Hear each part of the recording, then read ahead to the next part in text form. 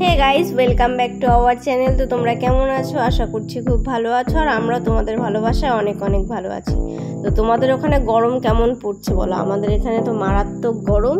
তো এই গরমের মধ্যেই কিছু করার নেই, গরমের মধ্যে এইভাবেই থাকতে হবে। তবে তুমি এখন বলো না গরম, এখন সব জায়গায় বৃষ্টি হচ্ছে আর সবাই প্রচন্ড ঠান্ডা ফিল করছে। হ্যাঁ, তো কিন্তু এই ভিডিওটা যখন শুট করা তো নিশ্চয়ই তখন বৃষ্টি হচ্ছিল না, সবাই বৃষ্টির দিকে তাকিয়ে বসেছিল যে কবে বৃষ্টি হবে। হ্যাঁ সেটাই, কারণ চাতক পাখির মতো বসে থাকলেই তার বৃষ্টি হবে না। বৃষ্টি সময় মতোই হয়েছে, কিন্তু কথা হচ্ছে অনেক দেরি করে হয়েছে। যাই হোক, ওয়েদার তো পুরো ঠান্ডা হয়ে গেছে, চারিদিকে বৃষ্টি, ঝড় বৃষ্টি সবই হবে, কিন্তু তার মধ্যে দিয়ে নিজেদের কাজটা নিজেকে করতে হবে। তো বাইরেটা দেখো যে কি তাপ, তখন একদম দুপুর, মানে প্রায় 2-2:30 বাজে, এত রোদ্দুর বাইরে। হ্যাঁ, আর তোমাকে তো দুপুরবেলায় বেরোতে হবে। তো কিছু করার নেই, আমি যেখানে যাব তো এই টাইমে না বেরোলে আমি সেখানে গিয়ে পৌঁছাতেও পারবো না, আর কোনো কাজও মেটাতে পারবো না। তো এই গরমের মধ্যে কি করব, মানে কি পরবো, এটা ভাবাটা হচ্ছে খুব মুশকিল আর বাইরে বেরোনোর জন্য। তো একটা সুতির কুর্তি পরেছি আর জিন্স পরেছি। জিন্সটা মানে পরে আমি যাচ্ছি যখন, তখন মনে হলো যে না ঠিক করেছি, কিন্তু মাঝখানে গিয়ে মনে হলো কি যে না, আমি জিন্সটা পরে সে ঠিক করিনি, কারণ গরম লাগছিল। সেই, আর আমি কিন্তু এই ভিডিওই নেই, মানে এখন নেই আপাতত, বাট তুমি যেখানে যাচ্ছ সেখানে গিয়ে আমার সাথে দেখা হবে, কারণ তুমি তো অ্যাকচুয়ালি আমার ডেরাতেই যাচ্ছিলে। হ্যাঁ, তো আমি হাঁটতে হাঁটতে চলে গেছিলাম হচ্ছে স্টেশনে ট্রেন ধরবো বলে, কিন্তু এবার হঠাৎ করে বাসে কেন, কারণ আমি স্টেশনে গেছি, গিয়ে শুনছি হচ্ছে যে ট্রেন চলছে না। কেন চলছে না? কারণ বারাসাতে কোথাও একটা আগুন লেগেছে, যার জন্য আপ ডাউন দুটো ট্রেনই প্রচণ্ড লেট। তো আমার ওই ট্রেন ধরার জন্য দাঁড়িয়ে থাকলে আমার কাজ মিটবে না, তো সেই সুতরাং আমি বাসে উঠে গেছি। এখন আমি বাস ধরে যাব শিয়ালদা। শিয়ালদা কোথায়? তুমি চলেও এসেছো। আর এই জায়গাটা দেখে আশা করি ভিউয়ার্সরা চিনতেই পারছে, কারণ এই জায়গাটা খুব বিখ্যাত এখন ফুড ব্লগারদের সৌজন্যে। যে জায়গাটা তো এখন সবার মুখে মুখে, সবার ভিডিও সবাই দেখেছে, সবাই চেনে।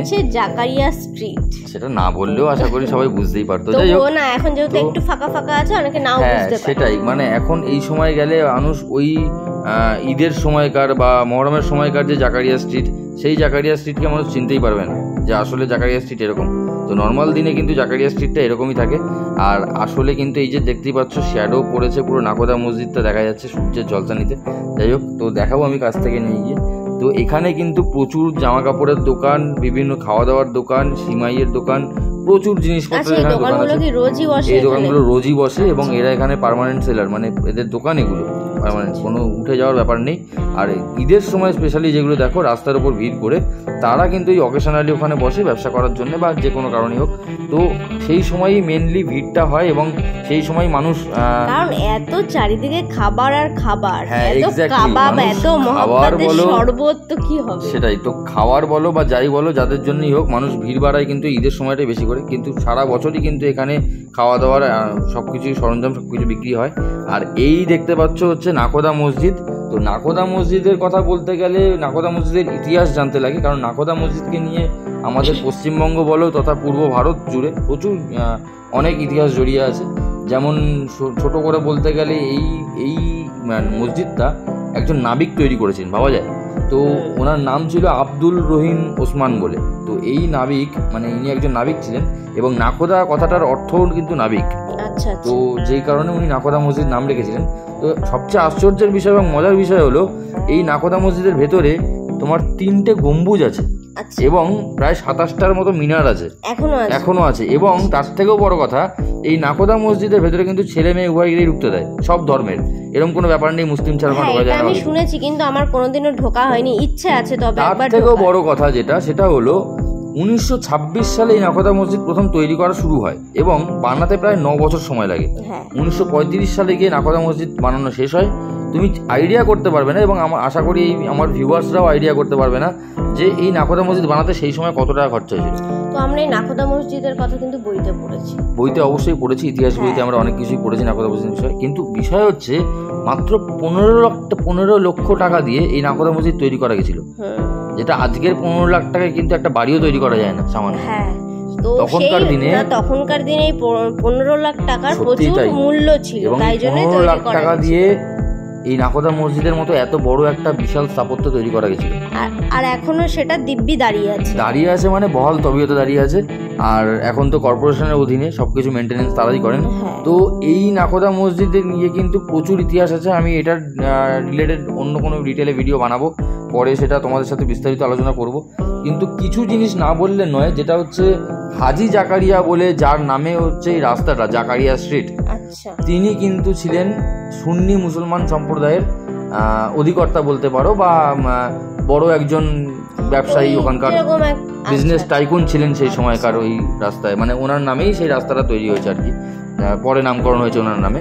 তো এই হাজি জাকারিয়া যিনি ছিলেন, তিনি কিন্তু ওখানে আগে কিন্তু দুটো আলাদা আলাদা মসজিদ ছিল। পরে সেখান থেকে ওই কচ্ছের কিছু মুসলিম প্রজাতি, যেটা হচ্ছে তাদেরকে সুন্নি প্রজাতি অবশ্যই, যারা কুচ্ছি মেমন জামাত যাদেরকে বলা হয়, সেই সম্প্রদায় এখানে আসে। এবং এখানে আসার পর হাজি জাকারিয়ার সাথে সহ সমর্থনে যারা দুজনে মিলে এই মসজিদটি তৈরি করেন, ওই দুটি মসজিদকে মিলিয়ে। এবং যেখানে সবচেয়ে বেশি কন্ট্রিবিউশন ছিল এই ব্যক্তির, যার নাম আমি বললাম, যেটা ওই কুচ্ছি মেমন জামাত যে সম্প্রদায় ছিল, তার নেতা আব্দুর রহিম ওসমান ওরফে একজন নাবিক ছিলেন উনি। তো উনি কিন্তু ম্যাক্সিমাম ডোনেট করেছিলেন এই মসজিদের জন্য। এবং এই মসজিদ কিন্তু বরাবর ওনার নামে নামাঙ্কিত হয়েই রয়েছে।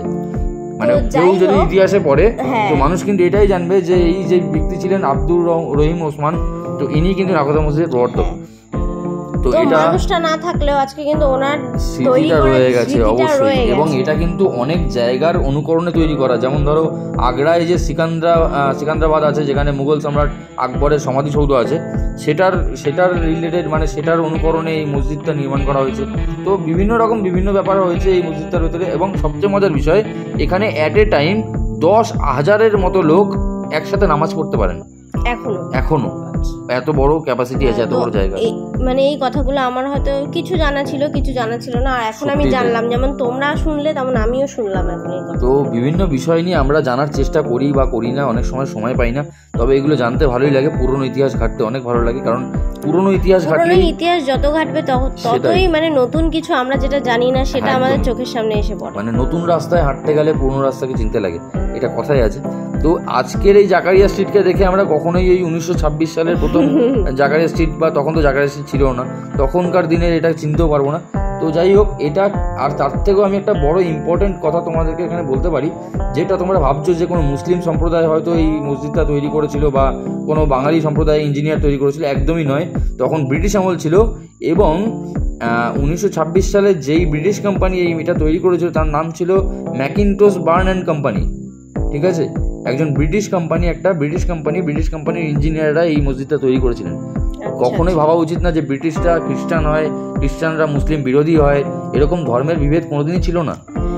এটা হয়তো আমরা ভাবি, এটা মানুষ তৈরি করেছে, এটা মানুষের তৈরি করা, অ্যাকচুয়ালি নয় এই জিনিসগুলো। সত্যি তাই। নাহলে তুমি ভাবতে পারো একটা মুসলিম সম্প্রদায়ের একটা মসজিদ, একজন খ্রিস্টান সম্প্রদায়ের একজন কোম্পানি বলো, বা আর্কিটেকচার বলো, বা ইঞ্জিনিয়ার বলো, তারা তৈরি করছে। তো বিভিন্ন জিনিস, বিভিন্ন কিছু রিলেটেড, তো এগুলো নিয়ে পড়াশোনা করার বিষয়ে পড়াশোনা করতে লাগে। আর দেখতে দেখতে আমরা চলে এসেছিলাম এটা মেহতা বিল্ডিংয়ে। মেহতা বিল্ডিং আশা করি সবাই চেনো, সবার চেনা পরিচিত জায়গা। এখানে অবশ্যই, কারণ খানিকটা তবুও ঠিকই, কারণ এই বাগরি মার্কেট আর মেহতা বিল্ডিং পাশাপাশি প্রায় সংলগ্ন জায়গায়। খুব বড় একটা আগুন লেগেছিল এখানে, একটা ফায়ার ইনসিডেন্ট ঘটে গেছিলো অনেকদিন আগে, অনেক বছর আগে বলতে পারো। তো যার কারণে অনেকে বাগরি মার্কেট যারা চিনতো না তারাও চিনে গেছিলো। তো এইখানে কিন্তু প্রচুর কনজেস্টেড রাস্তাটা, সেটা তোমরা দেখতেই পাচ্ছ, আশা করি বুঝতেই পারছো। এখানে মানে তুমি কোন সময় মানে সোজা হয়ে যেতে পারবে না, তোমাকে ডান দিক বাঁ দিক করতে হবে। কোনো অকেশন লাগে না এখানে ভিড় হতে, যে কোনো কারণে এখানে ভিড় হয়, যে কোনো সবসময় ভিড় থাকে। কারণ আমরা যা কিছুই ধরো নরমালি যদি কোনো দোকানে না পেয়ে থাকি, সেটা কিন্তু আমরা এখানে পেয়ে যাব। সত্যি তাই, মানে এই কারণেই এতটা ভিড়। A to Z সবকিছু জিনিসপত্র এখানে পাওয়া যায় যদি একটু খুঁজতে পারো। আর মানে ওই যে কথা আছে না, যে জুতো সেলাই থেকে চণ্ডীপাঠ, এরকম একটা ব্যাপার আছে যে বড় বাজারে সব পাওয়া যায় A to Z। এক্স্যাক্টলি। তো এই মানে নাকোদা মসজিদ দেখছো আমি এখন পড়ে আছি, আর এই দেখো একটা সরু চিপা গলির মধ্যে একটা বড় গাড়ি এসে, মানে মানুষের কোন দিকে যাবে, এই যে একদম ন্যারো লেন, ন্যারো প্যাসেজ। তো মানুষ চলাচল করতে পারছে না, ভ্যান চলছে না, তার মধ্যে আবার এই গাড়ি।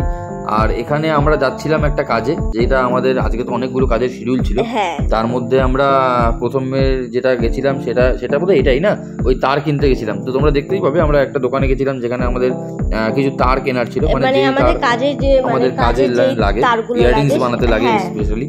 তো ওই তার কিনতে গেছিলাম এবং সেটা কেজির ওজনে, মানে ওজন হিসেবে বিক্রি হয়।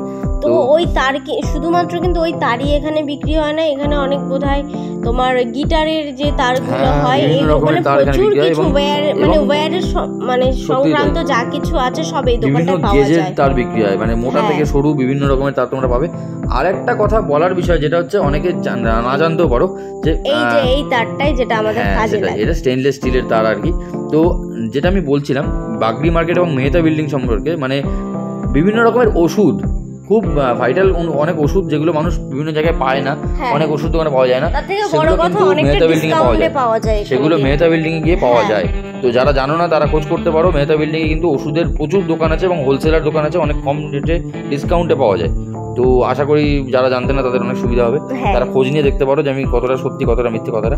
আর তারপরে আমরা চলে এসেছিলাম অনেকটা দূরে থেকে বেরিয়ে, মানে প্রায় শিয়ালদার কাছাকাছি, মানে এটা কলেজ স্ট্রিট আর কি, এটা বৈঠকখানা রোড এখনকার নাম, আগে মির্জাপুর স্ট্রিট ছিল এটা।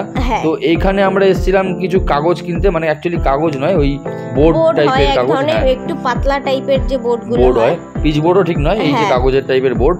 তো এই বোর্ডগুলো কিনে নিয়েছিলাম, এটাও কেজি দরে কিনতে হয়, কারণ ওখানে তুমি দেখবে আরেকটা কথা, এটাও ইম্পর্টেন্ট কথা, যারা লেখাপড়া করো কিন্তু অল্প জিনিস কিনলে হবে না, মানে অনেকটা পরিমাণেই কিনতে হয়। তুমি কেজি হিসেবে যতটাই কেনো, 1 কেজি কিনলেও তোমাকে দেবে, নিশ্চয়ই দেবে, কথা না। কিন্তু কথা হচ্ছে এখানে কেজি দরে খাতাও কিনতে পাওয়া যায়। মানে কলকাতায় সবচেয়ে সস্তা কেজি দরে খাতার মার্কেট, সেটা কিন্তু এখানে। তো যারা খাতা কিনে বিজনেস করতে তো তারা অবশ্যই যেতে পারো, এবং যারা পড়াশোনা করছো তাদেরও যেতে পারো, কারণ আমি নিজের পড়াশোনাকালীন জীবনে আমি এখান থেকে খাতা কিনেছি। অনেকে যারা ডায়েরির কাজ করে তো তারা কিন্তু এখানে এসে সেই ডায়েরি বাঁধাই করে, অনেক কাজই হয়, অনেক কাজ হয় এখানে। এই জায়গাটা দেখে আমার বিশেষ করে একটা সিনেমার কথা মনে পড়ছিল, যেটা ফার্জি, খুব রিসেন্ট একটা সিনেমা বেরিয়েছিল, যেটা তাদেরও একটা প্রিন্টিং মেশিন ছিল, একটা এরকম টাইপেরই দেখতে। তো আমার যাই হোক খুব হাসি পাচ্ছিল জিনিসটা দেখে, মানে দেখো ব্লেডের মতন কিভাবে নেমে যাচ্ছে আর কেটে যাচ্ছে, ভার প্লাস ভার, তুমি বুঝতে পারছো যে এইটা যদি কোনো মানুষের হাতে পড়ে তাহলে কি হবে। যিনি এটাকে মেজারমেন্ট করছিলেন বারবার করে, আমার খুব ভয় লাগছিল যে তার আঙুলটা ওর নিচে আছে, উনি মেজারমেন্ট করছে, যদিও কন্ট্রোল উনিই করছে সবকিছু ঠিক আছে, কিন্তু বলা যায় না এই জিনিসটা যে নেমে গেল আর ওনার হাতটা কিন্তু সামনে ছিল। তো আমার প্রচন্ড ভয় লাগছিল, আমি বারবার বলছিলাম কাকু খুব সাবধানে কাজ করবেন, আপনাদের তো অভ্যাস হয়ে গেছে নিশ্চয়ই। তো এই হচ্ছে প্রিন্টিং মেশিন, এবং পাশে একটা মেশিন ছিল, ওটা প্রিন্টিং মেশিন অ্যাকচুয়ালি, এটা কাটিং মেশিন। সরি, তো এই কাটিং মেশিনে আমাদের কাজ ছিল, কারণ আমরা কাটিং করে নিলাম। আর দেখছো কতগুলো টুকরো টুকরো, মানে তোমরা ভিডিওটা শেষ পর্যন্ত দেখলে বুঝতে পারবে, এই উনি প্রথমে মার্ক করে নিয়েছিলেন যে কতগুলো টুকরো করতে হবে। তো ততগুলো টুকরো, প্রিন্টিং বলতে তোমার মানে বিয়ের কার্ড থেকে শুরু করে সাধ্যবাড়ি কার্ড, অন্নপ্রাশনের কার্ড, রিপ্লেট থেকে শুরু করে বিভিন্ন রকম যা কিছু তোমাদের প্রিন্ট করানো, কাগজের উপর যা কিছু প্রিন্ট হবে সব এখানে হয়। অবশ্যই ফ্লেক্সের উপরে নয়, কাগজের উপরে, কারণ কলেজ স্ট্রিট চত্বর, কাগজ চত্বর, যাই হোক। এই যে টুকরো টুকরো করে কাটা, এতগুলো টুকরো করার জন্য মাত্র 20 টাকা নিয়েছিলেন আমার থেকে। তো আমাদের কাজ মোটামুটি শেষ, তারপর আমরা চলে এলাম শিয়ালদায়, দেখতেই পাচ্ছ আশা করি। শিয়ালদাতে চলে এসেছি, কিন্তু যা গরম ছিল না আজকে, মানে প্রায় সেদ্ধ হয়ে যাচ্ছিলাম। আজকে না, বলো সেই দিনকে, মানে সেই দিন সেটাই। আর আমি ভাবছিলাম যে এই শিয়ালদা স্টেশনে মানুষ যদি নাও হাঁটে, শুধু যদি দাঁড়িয়ে থাকে, মানুষ অটোমেটিক এক জায়গায় চলে যায়, মানে কিছু করার নেই। আসলে এত ভিড়, মানুষের এত তাড়া, আমি জানি না যে মানুষ এত তাড়া নিয়েই কি জন্মেছিল, না এত তাড়া নিয়ে জন্মায়নি, কিন্তু এরকম ভাবে চলতে চলতে জীবনযাত্রাটা এরকমই হয়ে গেছে। প্রচন্ড তাড়াহুড়ো, মানে ট্রেন ঢোকেনি, মানুষ তাড়াহুড়ো করে দৌড়াচ্ছে, মনে হচ্ছে ট্রেনের আগে গিয়ে ট্রেনে উঠে যাবে, ওটা ব্যাপার। সেটা তোমরা দেখতেই পাবে, মানে সবে ট্রেনটা ঢুকেছে, আমরা স্টেশনে দাঁড়িয়েছিলাম প্রায় 10 মিনিট, এখনো ট্রেনটা দাঁড়াবে, কিন্তু মানুষের ধৈর্য নেই, মানুষ দৌড়াচ্ছে ট্রেনে উঠে। কিন্তু ব্যাপারটা হলো এটা হচ্ছে বনগা লোকাল গাইস, তো যারা শিয়ালদা থেকে একদম লাস্ট বনগা যাবে, তাহলে ভাবো তারা নিশ্চয়ই দাঁড়িয়ে যেতে পারবে না। সেটাও ঠিক কথা। তো আমাদের তো কোনো তাড়াহুড়ো ছিল না, আমরা দাঁড়িয়ে বিন্দাস 3-4টে স্টেশন যাবো, আমরা দাঁড়িয়ে চলে আসতে পারবো, কোনো সমস্যা নেই। তো ভিডিওটা এখানেই শেষ করছি। তোমরা কেমন লাগলো ভিডিওটা অবশ্যই কমেন্ট করে জানিও। ভালো লাগলে ভিডিওটা ভালো লাগলে একটা like, comment, share and subscribe. Tata.